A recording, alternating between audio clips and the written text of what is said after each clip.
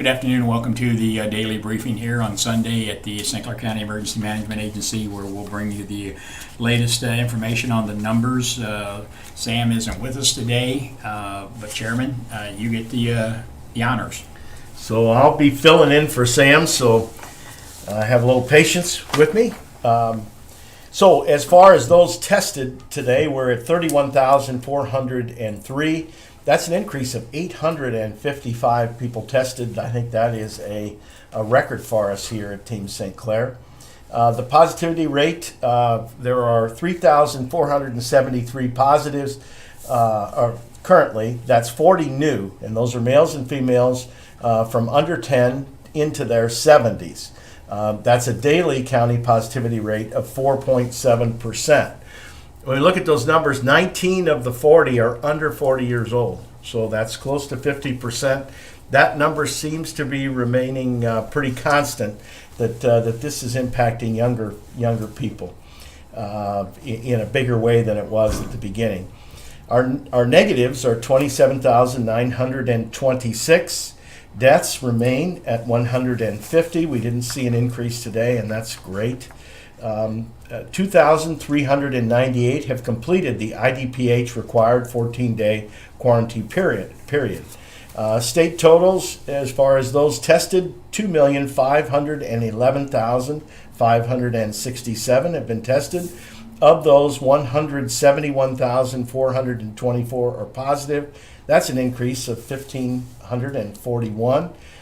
Deaths are at 7,398, and that's an increase of 1.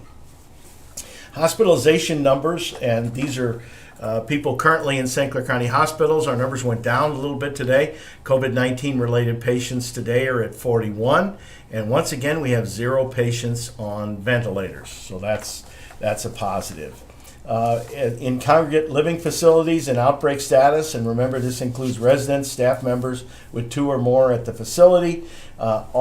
Everyone remains the same except Bria of Belleville. Today they stand at 61 cases and 7 deaths. That's an increase of 3 cases.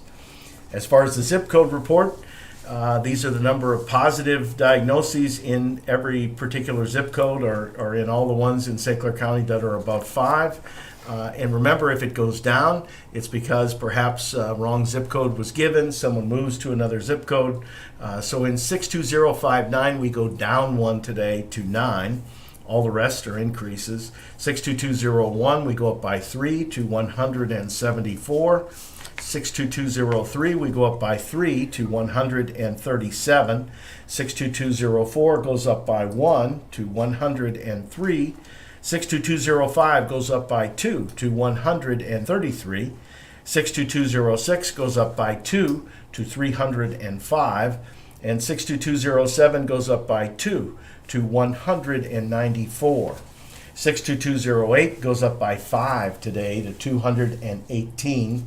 62220 goes up by 1 to 276. 62221 goes up by 3 to 296.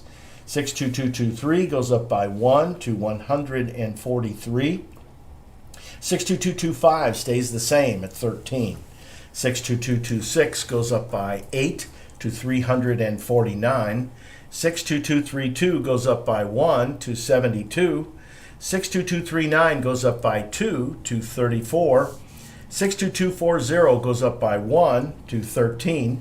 62243 goes up by 2 to 22. 62254 remains the same at 112, as does 62255 remain the same at 10. 62257 is also static at 19, but 62258 goes up by 3 today to 47. 62260 goes up by 1 to 38. 62264 remains the same at 65. 62269 goes up by 7 to 222, and 62285 remains the same at 28. So all week long we're talking about schools. Today we're joined by Susan Sarfati, the Regional Superintendent of Schools in St. Clair County. Susan actually was responsible for booking most of the people that were on the show last week and those that will be on the show next week. And so, Susan, you've got a little update about schools and perhaps what rules they're following and then what we're going to see next week. Sure, Chairman. Thank you for having me on today. First of all, if you listened last week, you heard that our school districts all have some variations in their plans.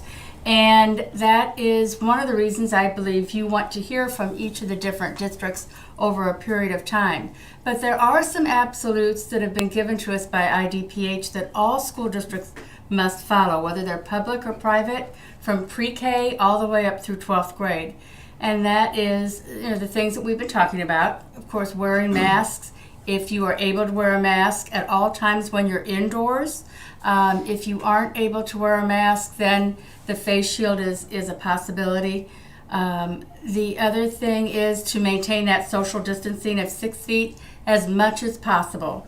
So schools, I know in elementary schools, they're asking teachers to take anything extra, any tables out, any seating areas out, so there's more room for the desks to be spaced out. Also, schools are supposed to conduct system screenings before students come into the schools, or have a parent or student do that screening as to temperature and being symptom-free every day before they come into the building. And finally, there is to be an increase in school cleaning and deep cleaning on a regular basis. And so those are the things that all schools have incorporated into their plan. And does that include preschools? Yes, pre-K, all the way up. I really can't answer daycare because that's not under my purview, but I'm sure they have very similar guidelines to follow. So, then you also wanted to have some guests next week. So would you like me to share with you who? Please. All right. Well, on Monday we'll have Brian Carricker, who is the superintendent of New Athens School District. On Tuesday we'll have Dr. Darcy Benway, who's the superintendent of O'Fallon High School. On Wednesday we have Dr. Craig Fiegel, who's the superintendent of Mascoutah. On Thursday, we have Jeff Doherty, who is the director of the Belleville Area Special Education Cooperative. And then on Friday, we have Dr. Ryan Boyk, who is the superintendent of Belleville Grade School District. Wow, so you really lined us up. That's a good grouping. I know there were a lot of questions about special education, and so that'll be especially informative on Thursday because we really have not talked about that subject yet. Right. Right, and they have some special needs and special concerns, so I'm sure that Jeff will be able to address those as best he can. Great. Well, thank you very much. We appreciate you being here. Herb, you got I anything? appreciate it. She's always a phone call away. When I called and said, "Can you arrange this?" Boy, she's got right on it, and we really appreciate it. Our followers on the briefings are sharing their thank yous also because it's been informative for them. Well, as you say, this is Team St. Clair. So. Team St. Clair, thank you. Thank you. You're welcome. Well, Herb? Our regional positivity rate is 6.9, and that was as of July 23rd. So, that's good. We always like it when it's going down. So It went up to 7.2 yeah. last week, and so we're kind of hovering around that 6.9 number. But remember, when we get to 8% for 3 days, that's when then we're required to go back and start to close up some things and go back to closing, which is something we don't want to do. That's why wearing the masks is just so important. Well, and we were notified today that there was a couple of businesses in Belleville, or one in Millstock, one in Belleville, that took it upon their own to close down and do deep cleaning because there was some positive cases. So One was a bar. Well, yeah. One was a bar, I think, that serves food. Maybe Yes. both serve food. But, people just have to wear the masks. yeah, That's the key. and I think the good thing about that, the owners took that initiative on their own. And that's what we're asking for, is if the owners of these establishments will take that initiative, I think the public will be well received about that, because we do get the complaints about they went in and the clerks don't have masks on, or the waitresses don't, or the waiter, and so. But when you have businesses that are out there taking the initiative, I think it's great on their part. And of course, today is Sunday, our first day back. We're doing the daily Sunday of the question and answers, and I've asked Brian Whitaker to sit in with us. He's got the list of the ones that came in, and we'll see if we can provide answers. If we don't have them, we'll be sure to get them. Brian, welcome. Thank you. First one that came in today, Chairman, it says, can you please provide us with a listing of where to get COVID testing? How long does it take to get a result? And what is the accuracy of the tests? So all the tests that are being offered in St. Clair County that we talk about are all FDA approved. So we're assuming that the accuracy is there, otherwise the FDA would not be signing off on those tests.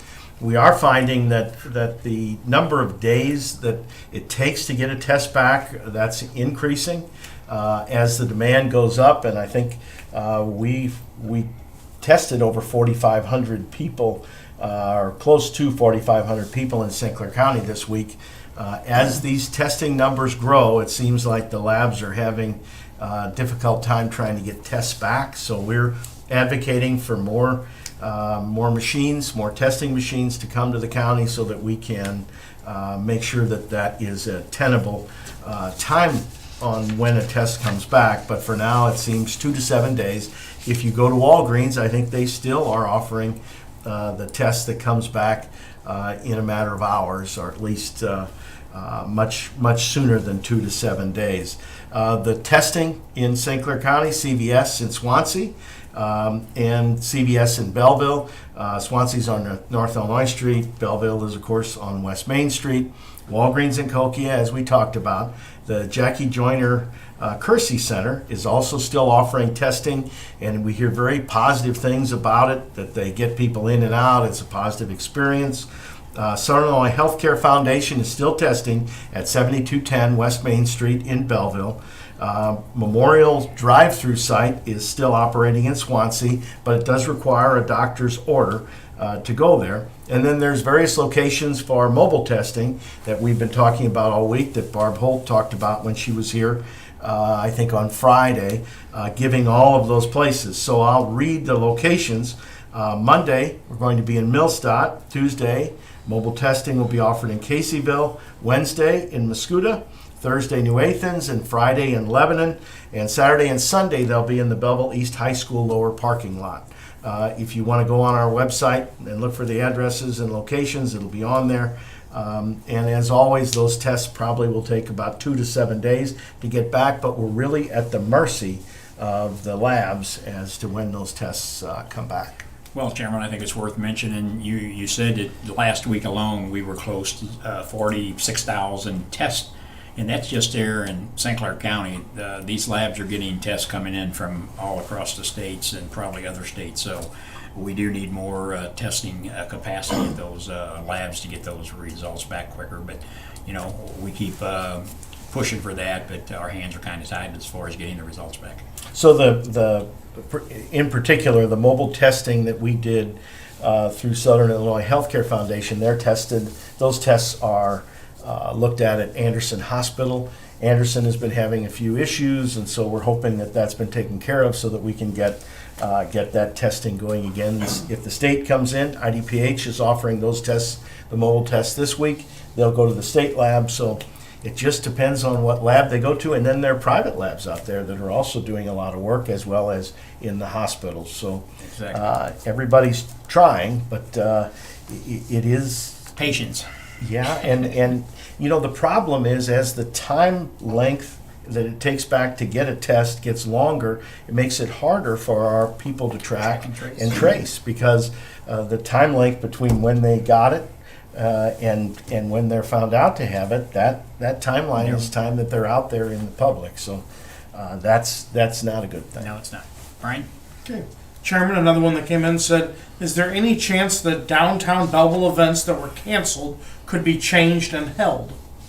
So that's a decision of local government, but given the general spread that we're seeing right now, I really would doubt that things would change significantly between now and when those events are held. But it certainly is up to them to look for that.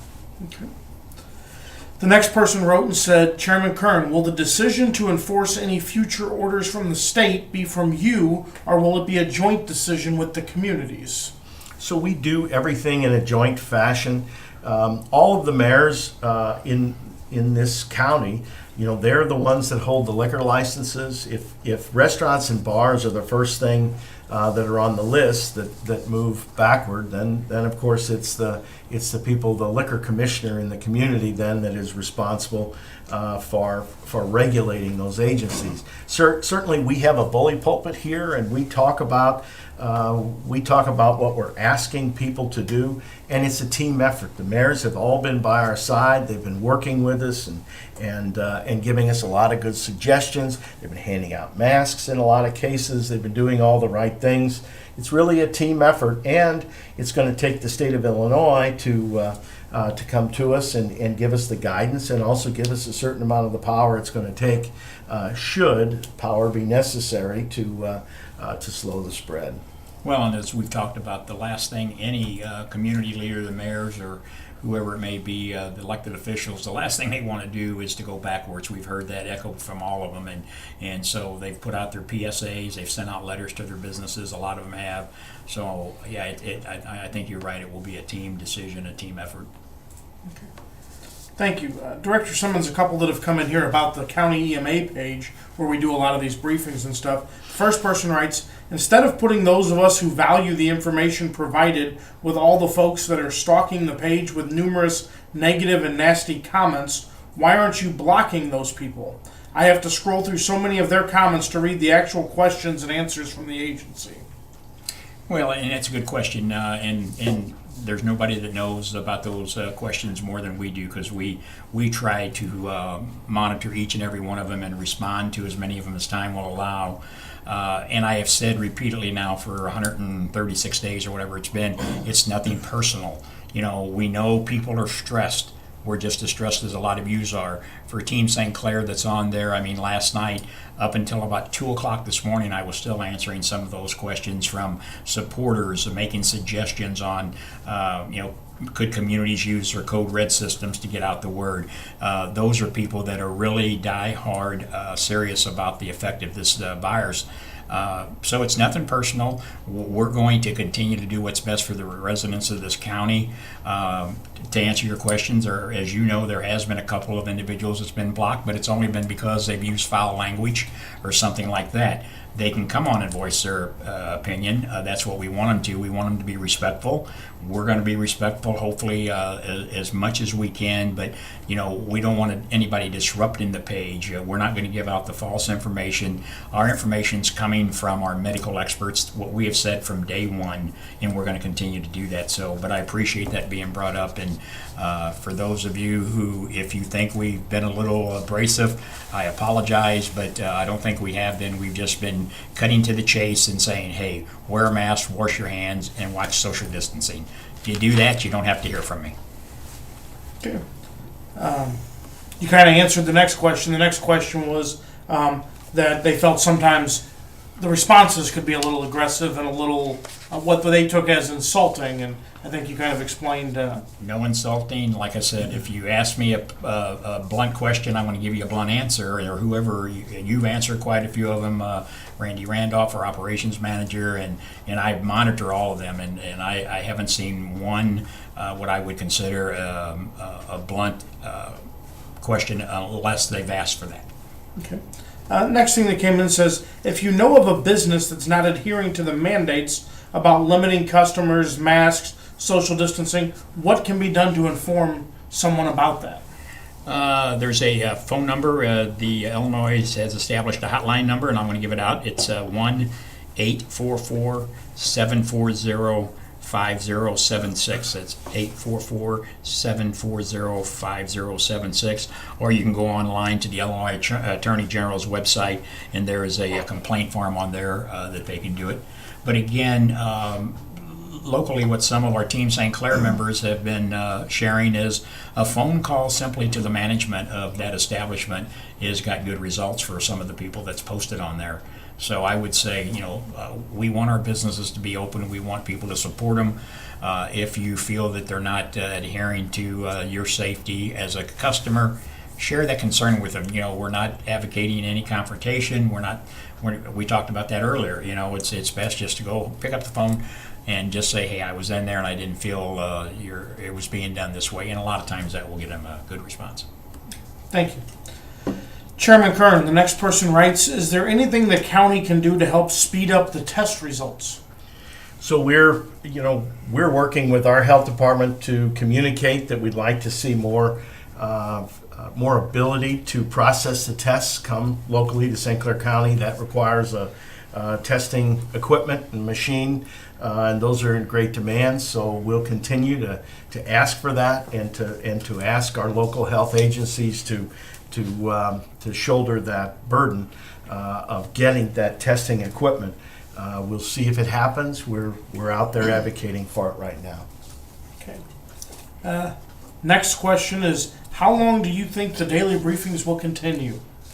So I don't see them stopping anytime soon. We're going into the school year now. There are going to be a lot of issues that come up, but we are certainly going to be monitoring those numbers to make sure that with all of the choices that we're all making and we're all required to make, that we want to keep this spread as low as possible. So we're going to keep an eye on those numbers right here, so you have access every day to the local numbers. You won't need to have it distilled by anyone else. You're coming directly to the source of the numbers here, and we plan to do that for the foreseeable future.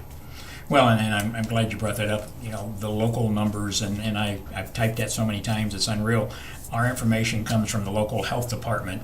The guests that we've had on these briefings, the doctors and all of them, you're not going to get that type of information anyplace else, right out of the horse's mouth, as they say. When we've had the medical experts on here, these are the same medical experts that if you have to go to the hospital for some other type of illness, they're going to be taking care of you. So you'd listen to them there if you went there and talked to them about something else. So listen to them, what they're telling us about this virus, and wear the mask and all of that good stuff. Okay. Next one says, will the bars and other businesses that were forced to close before be forced to do so again? If we go over the regional rate of 8% a day for 3 days, and there are other metrics that could play into that also, we'll be required to go back to no bars inside, no restaurants will have to go outside. Those things could happen. We don't want that to happen. That's why we're here advocating for the 3 W's: wear your mask, distance yourself, and wash your hands.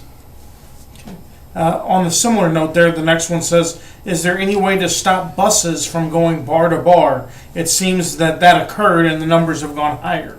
So that did occur. And we see people are still having social events, weddings. Those are private buses coming in. There are square footage limits to the amount of people that can be in an establishment. People need to wear those masks. If you're on a private bus with a bunch of people you don't know, if you're not wearing a mask, that's a big mistake. You've got to wear that mask. And remember, this isn't just about you. This is about you impacting others. So on those buses, I think they at least the word that we got was there was a person who was on one of those buses that was positive, and so it caused a lot of heartache for a lot of people. Wear those masks and really avoid those kind of settings. But there are rules as to once that bus pulls in front of an establishment in St. Clair County, they've got to follow those square footage rules and distance rules. Okay. The next one says, how many cases of the 3,433 posted yesterday are considered active now? So we announce every day the number of active cases, and those are people who haven't completed their IDPH 14-day quarantine period. Really, we can't say everybody recovers from this illness at a different rate.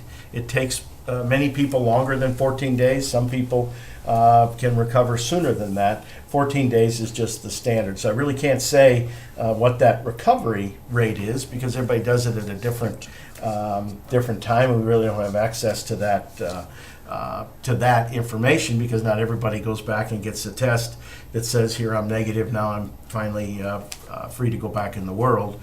They just assume, because they don't have any more symptoms and they've been without them 14 days, that they're okay. Okay. The next one says, has anyone reached out to the Chamber of Commerce and asked them to take an active role in trying to get their membership to recommend the mask wearing? After all, if we go backwards, it is their membership that would suffer. I think the Chamber of Commerces are all on board. Yeah, we had them on. They've been on this program. Yes. They're really part of Team St. Clair. Most businesses realize that wearing this mask, that wearing the masks, really is going to protect their business also. If the spread grows to that 8% level in 3 days, 3 days in a row, that's pretty much it. Things have to shut down. So that's why we're here. That's why they're encouraging their customers to wear masks, hopefully, and really requiring their customers to wear masks is really what they should do. Well, and I don't know of a business out there that wants to go backwards. I mean, if you call 10 of them today, I think all 10 of them is going to tell you, no, we want to stay open. And that's why we're just saying, just make sure you're recommending that your customers are wearing the masks when they come in, and we can all get through this. Okay, Director Simmons, the next one came in and said, we know it's a tough topic about the masks, but if it means going backwards, if the numbers go up, what else can we as citizens do to help prevent that from happening? Well, I think the citizens, especially the ones that are following these briefings, and I'm sure they're watching the news channels and getting all their information. What I would ask them to do is to continue to do what Team St. Clair is doing, is that spread the word, let people know the 3 W's. And man, we beat that horse till it's almost dead. And but don't give up. Don't let your foot off the gas, because we're not out of this, as we've said from the get-go. You can't flip the switch and make this go away. And we have a percentage of people that still say it's a hoax. They still say it's the flu, and even though we've heard the doctors all dispute that, it's more than that. There's no vaccine for it. At first we were told it was only affecting the elderly. Now we see it's affecting all age groups. So it's shut down everywhere. I mean, ball games, baseball started back up. Did you ever think you'd see baseball being played in an empty stadium? If that's not sending a message that this is serious, I don't know what to tell you. When you talk about ball games, that kind of leads to the next question of public transportation, and what are the recommendations and the risks for utilizing public transportation? Well, early on we had Metro and Bi-State CEO on and their operations people. And I know for a fact the buses and the trains are being disinfected multiple times a day. Again, they're wiping them down. As we've heard, this virus can stay on different surfaces for different periods of time. But that's why I know the folks over at Metro, Mr. Sharkey, and then across the river, Mr. Roach and them, as when they came in here and he gave us the information multiple times a day. They have their cleaning crews cleaning the buses, cleaning those trains. So I would say that people have to have access to that, and that's why they're requiring masks to be worn. They have people standing at the platforms. If you don't have one, they're handing them out. Okay. The next person writes and says, how many people under the age of 20 have died because of the virus, and how many people under the age of 20 have been hospitalized from it in St. Clair County? Do you have that information? I do. What we can say based on the information we've provided is that St. Clair County, we have not reported any deaths under the age of 20. And as far as those hospitalized, we don't receive the age from the hospitals. They just report their number of patients based on the criteria reporting to IDPH. So we don't have the age range of those hospitalized. And again, that information we get from the health department. It doesn't come, and that's the other thing I want to make clear. The EMA office here at the operations center gets a lot of information, but that medical information goes to the health department, and then it's disseminated to us for these daily briefings. The next one, Chairman says, why are churches exempt from following the guidelines? Sitting people every pew does not necessarily keep them 6 feet apart. So churches, of course, in this country are protected by the United States Constitution, so freedom of religion is something that's important. Now, that doesn't mean that they shouldn't be protecting their congregations, and so they are encouraged to do that. They're encouraged to have people sit far apart and wear masks when they're in church. You know, the one example early on was the church choir with that huge amount of spread, the super spread that went on with the choir. So they really are supposed to be minimizing the singing and those type of things. And I think most congregations that we're aware of are. I do know that there is a certain amount of the public that has gotten COVID from congregating, and so it's important that churches also follow the rules set out by IDPH. One last question that came in here says, do you feel comfortable sending your children to school for in-person learning, as long as they have the masks, the shortened day, no rotating classes, etc.?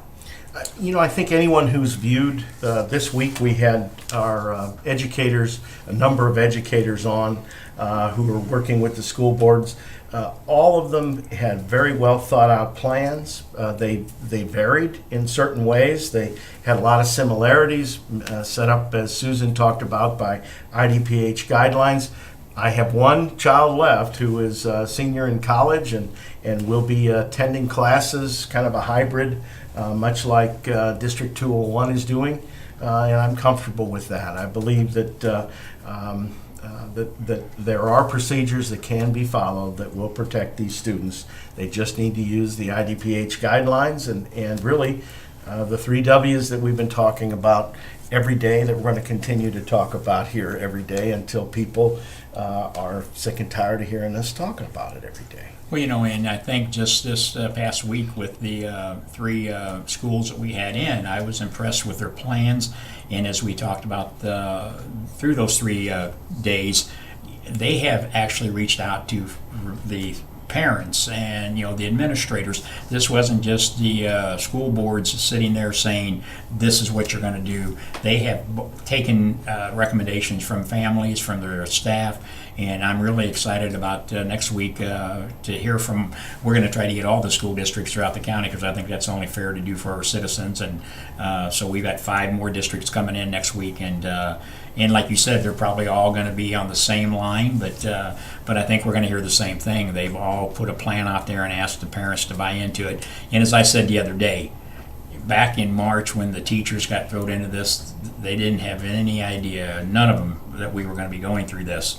It's new to them. It's new to the students, of course, so we've all got to work together. And one thing I do know, those teachers are going to have the students' safety at the top of the list. Okay. Just a couple of comments that came in, not necessarily questions, but someone wrote, said, thank you for posting the numbers back to the original way you were. It's much easier for non-computer savvy people. As you remember, when we stopped doing the daily briefing, we switched to the graphics. Well, now we're doing both and making sure they can still see those. Another person writes, thank you for having all the information about the schools. We found that very informative. Next person says, no question here. I just want to thank Sam and the crew for keeping us informed. It gives many of us peace of mind hearing the information locally rather than trying to listen about it from people who don't necessarily live here. Keep up the good work. Next person writes, we appreciate the updates and that your team provides. Please promise you'll continue to do those despite the few negative people that are out there. Last person says, this site is so helpful. Each time I've had questions, the people behind the screen has answers anytime, day or night. It's really great to know that people are there to help. I've also witnessed suggestions that have been implemented. Thank you, Team St. Clair. And as you know, we have several other health department questions that, with Sam not being here today, we're going to pose those to her tomorrow and get those questions answered for our followers here. Yeah, there was a couple that came in earlier this afternoon. I was going over and I was communicating back and forth with the people who was posting them that, you know, we're not the medical experts. We don't claim to be. It'd be nice if we had the MD behind our name, but we don't. We're just the person carrying that information to use, and we want to make sure that it's as accurate as possible. So those questions we'll try to get an answer to, and if Sam hasn't got them, she will reach out and get it. But we appreciate everybody following us on Sunday. Every day, as the chairman said, we will be here until we don't have to be anymore. And the way we do that is let's get this thing under control, get our regional positivity rate down to where we don't have to be worried about it so much. We'll be back here in just a few moments with Cindy and Daisy to translate this into our Spanish communities, and we'll be back tomorrow afternoon at approximately 3:30 with our next daily update. Have a good rest of the day. Thank you.